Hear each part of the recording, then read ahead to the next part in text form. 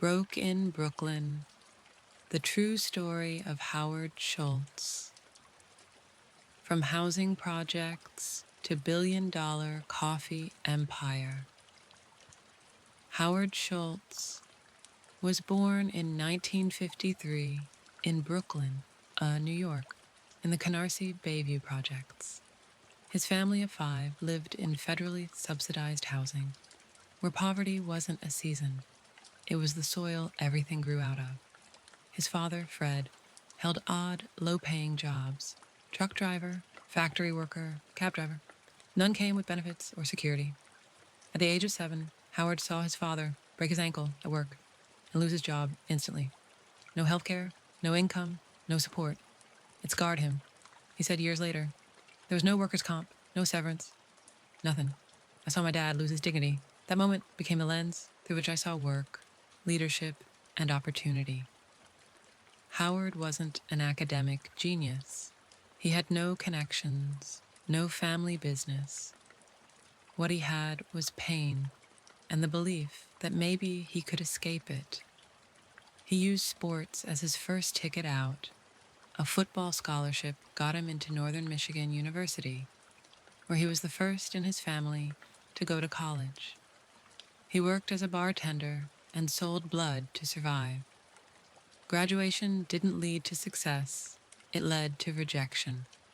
Dozens of job applications went unanswered. Eventually, he got a job at Xerox, then moved to a small kitchen appliance company. It paid the bills, but didn't spark his soul.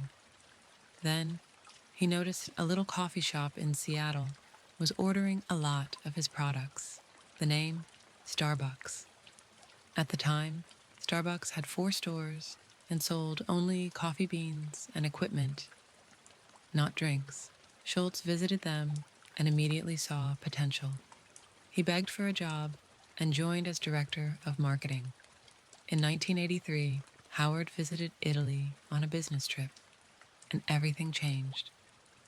In Milan, he saw cafes on every corner, not just for coffee, but for connection. Baristas knew people's names, communities gathered, romance bloomed, business happened. People laughed, cried, and lived in these espresso bars. In one cup of coffee, I saw a whole culture. He came back with fire in his eyes, convinced Starbucks should serve drinks and build community, not just sell beans. The founders said no, so he left. Howard Schultz didn't just walk away from a job. He walked into the unknown. He raised $400,000, painfully, dollar by dollar, to open his own Italian-style coffee bar. His vision was bigger than coffee. He wanted a third place between home and work. The first store, Il Giornale. It opened in 1986 and was an instant hit. Long lines, loyal customers, culture over caffeine. In 1987, Starbucks decided to sell.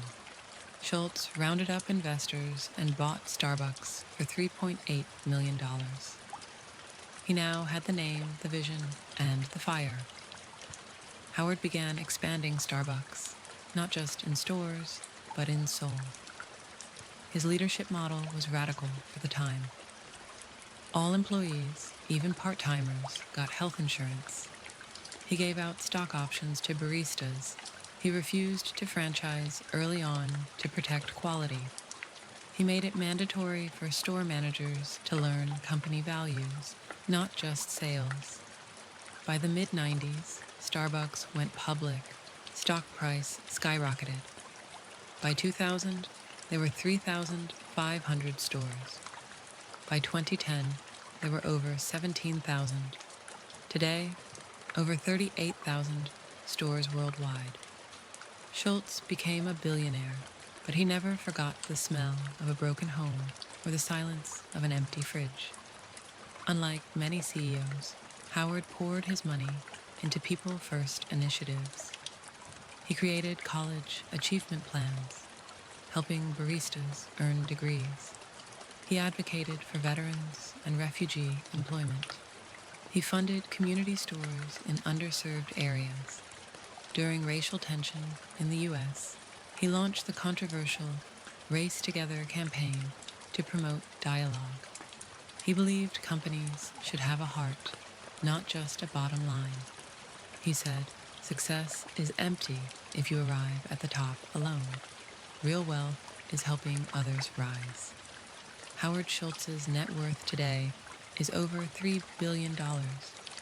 But ask him what he's proudest of, and he won't say money. He'll say, "Giving my father the dignity he never had.